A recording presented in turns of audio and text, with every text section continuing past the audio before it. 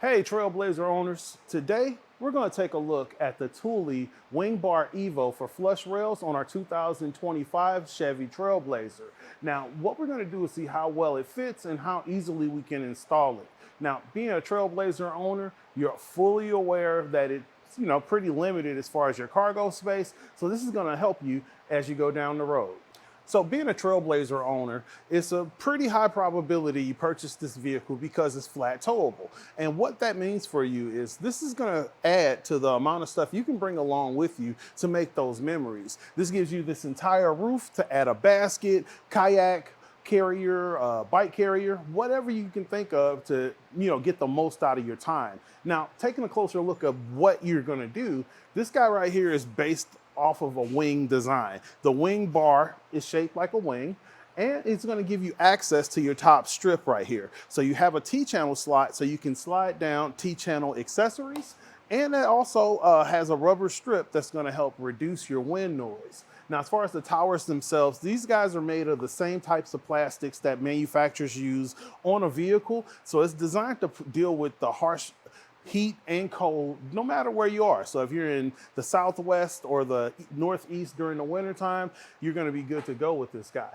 And then you have your custom pads right here that are designed to contour around your rooftop. Because the Trailblazer has fixed mounting points, you get what you get. This is gonna be the spread you have, and you're just gonna like it. So it looks like you're right about 24 inches as far as your space in between. And as far as your overall height from the roof, you're right at 4 3/4 inches. So that's more than enough space for most rooftop accessories, such as cargo boxes or, cargo baskets. You could also put a bike up here. You could put just about anything that works with rooftop accessories. Now, I would honestly love to see how you're gonna use your wing bar. So why don't you go ahead and leave a comment below if there's something that I didn't mention that you would use this rooftop rack for. Now, as far as what you need to set it up, everything is in the box. So we're gonna go ahead and show you how to get this thing installed. To kind of get an idea as far as how the assembly goes, I installed the back crossbar as well as my platform so I can see where everything connects. And it's pretty straightforward. So from here, we're gonna actually assemble our foot pad and clamp system.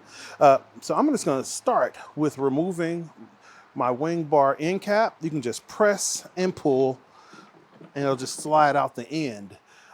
This part of it is still tool free. And you're gonna wanna make sure that this exterior part where you have this threaded bolt is sticking out. I'm just gonna slide it along the track. So you see this guy right here, we're just gonna slide it right along our track. And each one of these pieces are alphabetized. You have A, B, C, and we're gonna put them on in that order.